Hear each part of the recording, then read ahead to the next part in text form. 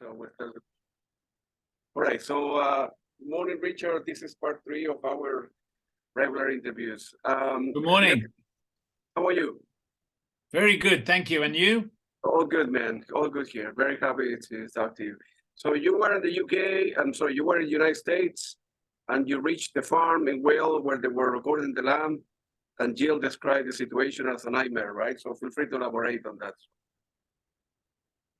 Well, it was a tough time. Steve and Peter had both become fathers, and obviously that changes everything in your life when you become a father, you know. And particularly with Peter, with Anna Marie not being a happy bunny, she cried a lot, didn't sleep, blah blah, you know, all that stuff that happens. And in the middle of that, Peter was trying to write and record his part of the lamb. Tony Banks is famous for describing it as the most unhappy time for him in the band's history. So, you know, it was it was like a parallel difficult birth. Anna had a difficult birth, and so did the lamb.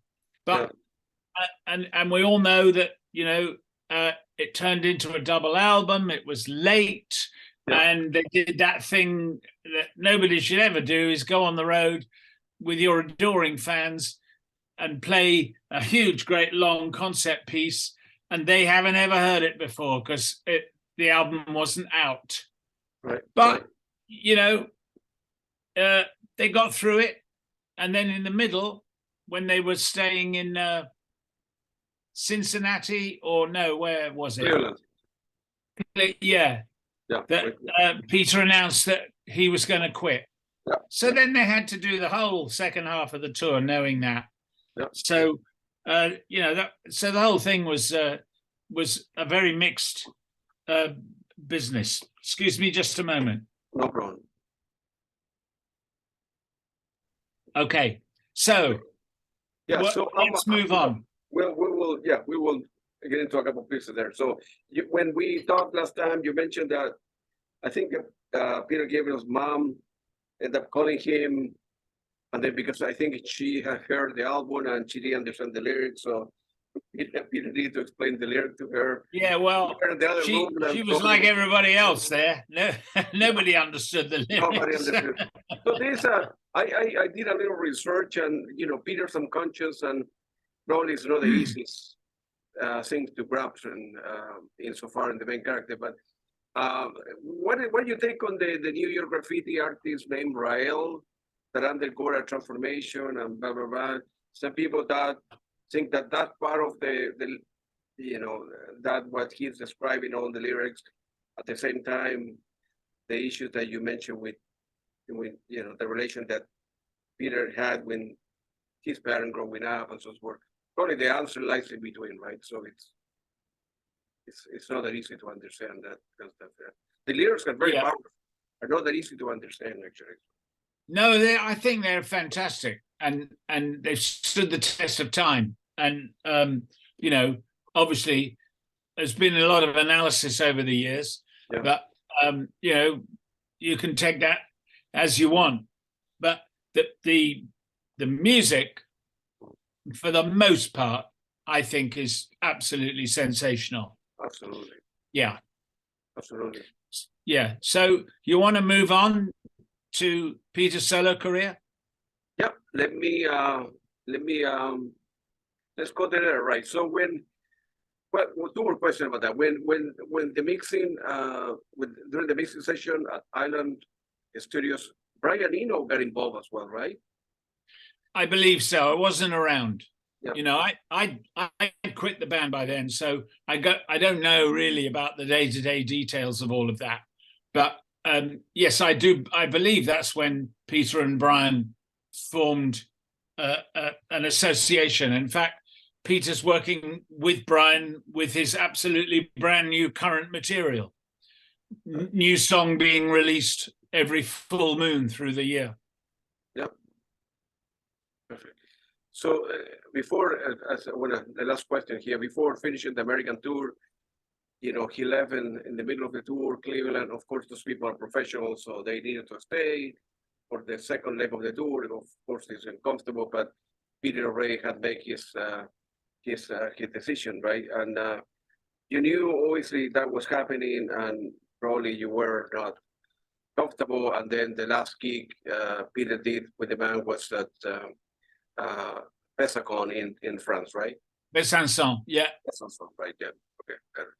So, so you were at home. You said, "Well, what am I gonna do?" You were waiting for the call, and then one day Peter Gabriel pinged you again and needed to assist in helping out, and so he began writing 3 of his records, and then actually he wrote the first record, and then it went touring in here in the United States. Is that correct?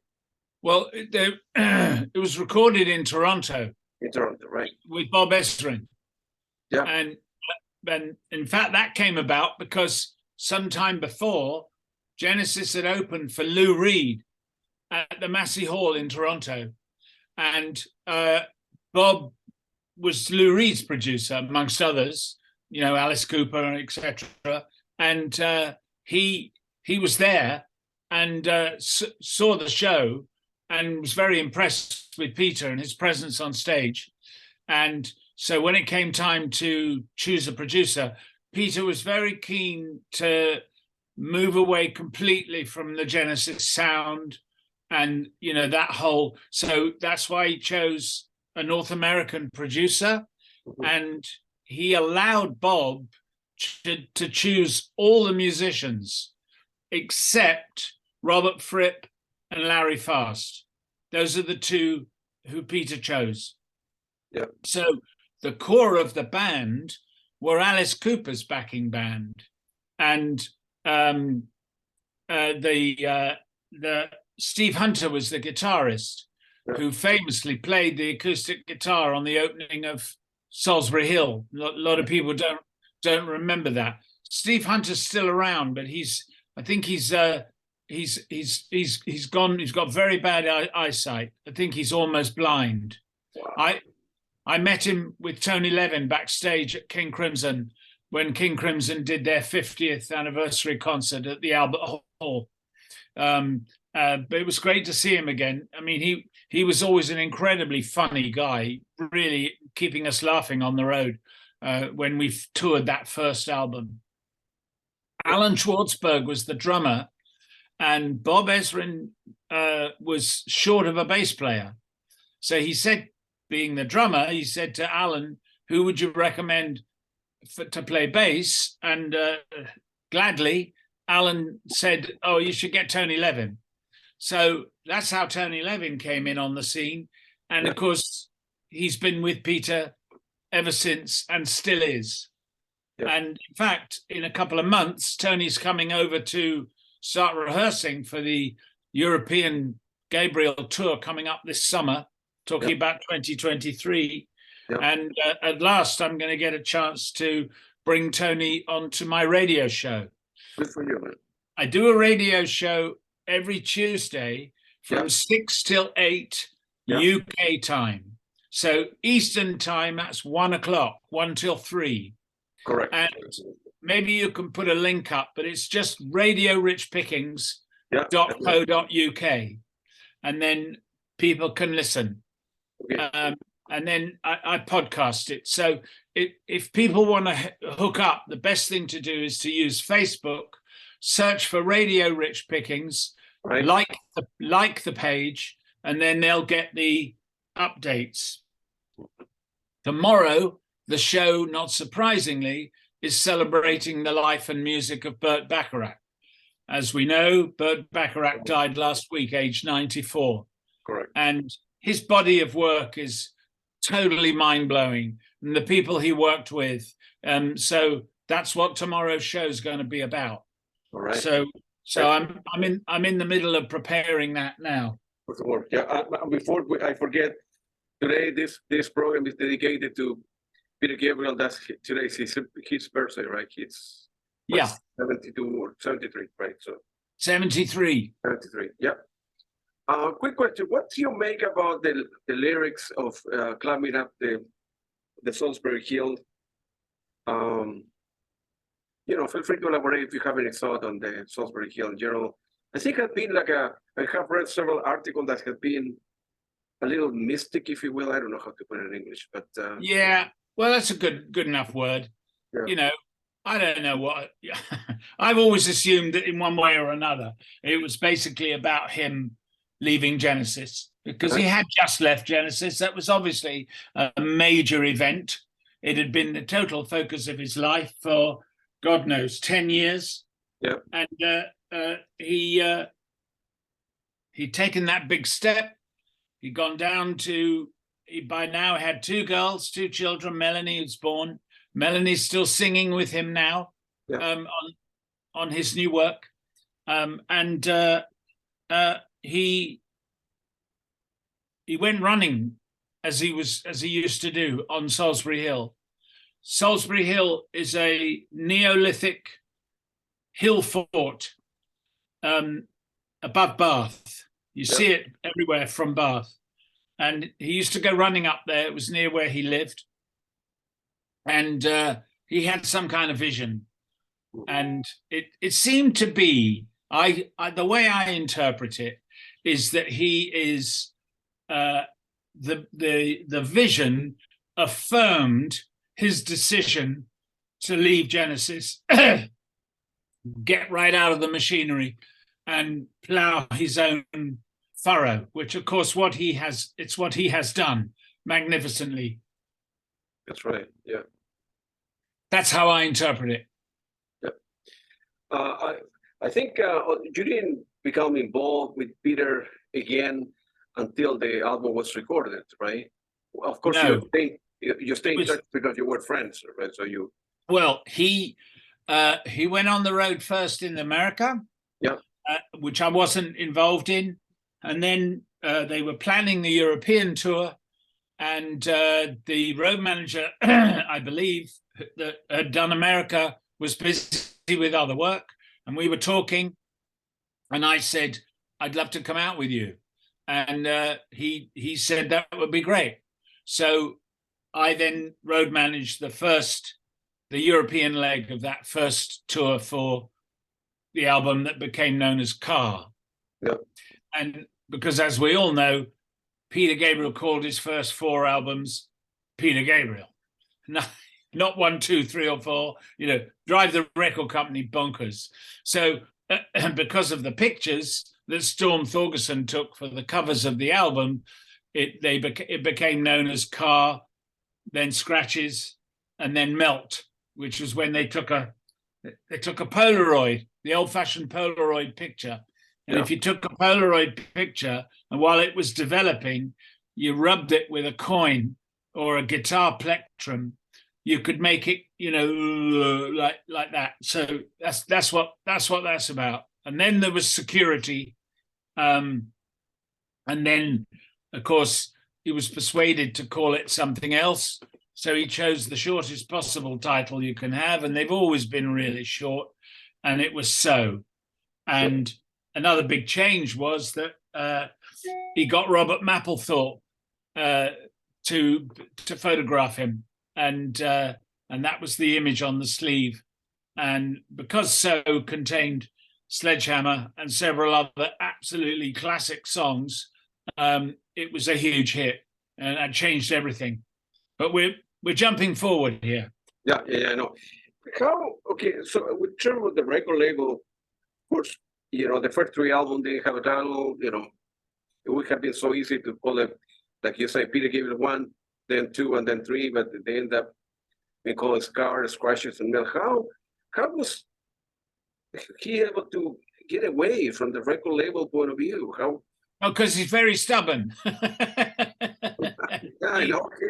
He wouldn't change his mind, whatever they said, But he may be stubborn, but he's also quite a visionary, and he does things differently, and he's still doing it. Releasing his new work every full moon, and doing different mixes of the same song on the new moon. I mean, it's fantastic. No one's ever done that before, of course. So, it's Peter Gabriel. He can get away. If you're the management, you go, you want to do what? And then you have to work with it and go with it. It's if you manage Peter, you have to do a lot of letting go. You just have to say, okay, this is what he wants. I might think this or that about it, but we just have to let go and do it. And do it, right? That's how it works. Right. In general terms, is it Peter difficult to work for or work with? I found it difficult to work for. Yes. And I've talked about that in my book. Yeah. My book of Genesis. Go to Amazon.com. There it is. Hey. Yeah, I talk about that because actually, you'll see in the whatever chapter it is, 8, 9 or whatever. I talk clearly, and I wanted to stay friends with him. We've been friends since we were 13 or 14, and I kind of worried that if I carried on working for him, that might change, and I didn't want that. So that's what happened. And again, I'm sure for me it was the right decision. And of course, he's gone on to do extremely well. He now has 3 managers, and because he's always got so many plates spinning, that's what it requires. Yeah, man, it might be difficult to. Right. I mean, you are there to do a job, you get paid to do X, Y, Z, and the boss tell you to do X, Y, Z, you need to do it, whether you agree that it's a good idea or not, right? But he also wakes up each morning with ideas E, F, and G, and you have to chase after things and talk to people and say, can we do this? Can we do that? Right. And so, it's pretty chaotic. Yeah. But he's also not very good at making snappy decisions. People offer him things and he keeps putting off the decision, and when you're in the middle, the guy's calling and you're saying he hasn't made up his mind yet, blah blah blah, and then eventually the guy phones up and says, well, I'm sorry, I've made other arrangements, the offer's no longer on the table. So that was frustrating, but there you go. Listen, it's worth it for the amazing work that he has done and continues to do. And, I love him. He's amazing. My understanding is when he ended up leaving Genesis during the first tour coming here to the United States, the first leg of the tour, he did a little bit of work with Anthony Phillips as well. Very little is known. I don't know if they did some recording or that they were never released or something like that. I'm not sure. Not aware of that. I'm not aware of that. Unless that's on this thing that we talked about before. Yeah. This archive collection, which is 5 CDs. Yeah. But I mean, he worked with Mike. Sorry, Ant Phillips worked with Mike and Phil and Steve's brother, the flute player, John. Yeah.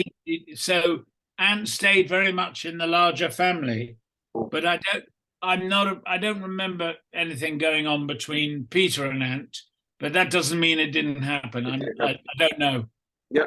For the second album, Peter made the unusual choice of inviting Robert Fripp, right?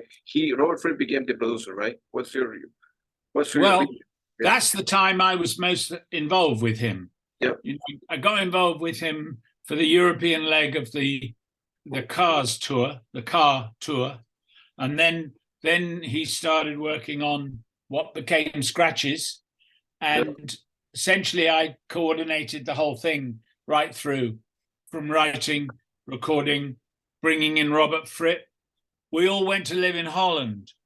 There was some tax deal where you could benefit by recording abroad, and there was a good studio that Genesis had used in a southern town in Holland called Hilvarenbeek, and we all decamped and rented a house and lived there for several weeks recording the album. There's quite a lot of experimental stuff going on with trying to get a really live sound in the studio. And Robert and Peter got on pretty well. You know, that's really when I got to know Robert. But I'll tell you a funny story about Robert. Many years later, see, Tony Levin had a band in Woodstock, New York, with Steve Gadd and 3 other musicians, Warren Bernhardt, etc. And they were called L'Image, as in the image in French, L'Image. And as I say, many years later, someone set up a tour. They went to Eastern Europe, maybe Germany, France, whatever. They came to London and played 3 nights at Ronnie Scott's. And I said to Tony, we had actually been away ourselves, and we got back on the Monday. I said to Tony, we can only come on the Tuesday night. Fortunately, that night, there was Bill Bruford was there, because Tony and Bill become friends and colleagues in King Crimson. And Robert was there. And it was the first time, I mean, literally, God knows, 25 years probably, that we'd seen each other. And we said hello and shook hands. And he said to me, the first thing he said was, please tell me you're not involved in the music business anymore. because he hates the music business, and he's like Peter. He always, you know, he contracted. The 2 of them plow their own furrow through, and he just thought that it would be much better for me if I wasn't. And I said, no, I'm not. I quit in '79, and I'm doing something completely different now. And we had a lovely chat. That was very nice. So yeah, I see him occasionally, because when Crimson are over here, I usually go and go and meet Tony when they're rehearsing, and I see Robert. Yeah. But I think he did a great job producing that album. Absolutely, you know? And you know, it was a good choice. Absolutely. I'm not sure if it's the first album he actually produced, but I don't know exactly. But anyway, yeah. So we were all there in Holland in the middle of the winter. Yeah. Feel free to mention something that I read from the book. I didn't know that you guys rented a house, but Robert Fripp is very private. He didn't want to stay in the house, in the hotel, and he picked him up on the boat. He stayed in a separate place, and I used to go pick him up when we were going to record, and the others had their own car. So you know, but you know that was great. We got to know each other. It was nice. We had things in common. You know, so-called spiritual pursuits, and stuff like that. So yeah, I got along great with him.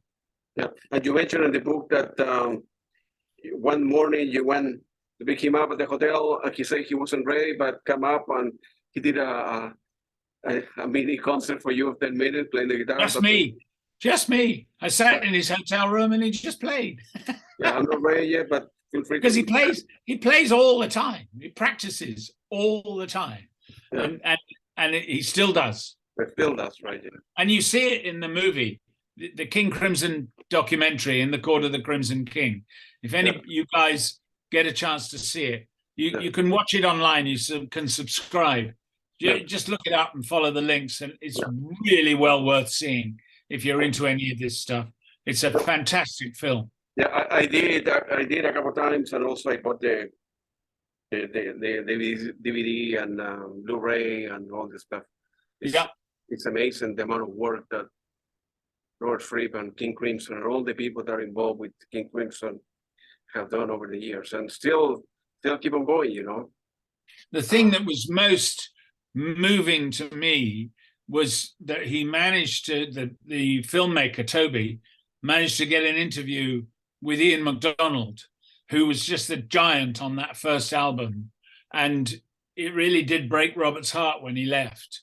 And he was seriously considered not, it was like Ant leaving Genesis, you know, he considered not going on. And Ian MacDonald said on film, he said, Robert, I'm really sorry I broke your heart, you know, but I was in tears over that. That was the most extraordinary coup for him to get that, because unbeknownst, of course, Ian MacDonald died fairly soon afterwards. Yeah, wow. So many, yeah, amazing. And I know you don't have that much time today, only a couple hours. So the last question for today, feel free to elaborate in the song called "Lay Your Hands on Me," when he realized he needed to. Oh yeah. And so feel free Okay. you So can, what the stunt was that actually it was before "Lay Your Hands on Me." Yeah. It was "Waiting for the Big One," which was a blues, Yeah. which is what I think you're referring to, with Peter going into the audience. Yeah, both. And then one day it didn't work or something like that. Yeah. Well, yeah, my job was to sort out where we were going to go. Peter would come off stage. He'd have a radio mic with him. We'd go out the back of the theatre or whatever it was, run round the front, and then I would always have to have somebody from the promoter's office waiting to let us in. And I think it was in Pittsburgh. And so we run round the front, and there's a guy from the promoter's office. Everybody else is all in the hall, and we can hear the band getting through the instrumental section. And the guys with the spotlights are all ready to pick us up, etc., etc. And the front of that building has 2 rows of glass push bar doors. And, you know, they close automatically. And the guy opened the inner door, went forward to open the outer door, and he let the inner door shut. So we were stuck outside, and Peter had to start singing because we could hear that his cue had arrived. And inside the theatre, the spot guys were casting around looking for where he was. Unbeknownst, we were outside. And fortunately, 2 guys came out to go to the toilet, and we banged on the door and waved. And first, they didn't know what was going on, but they saw Peter all in his white judo suit with the thing, and they came and opened the door for us, and the show went on. But it was quite funny being locked outside your own theatre with the song just going on. The band were wondering where the hell we were.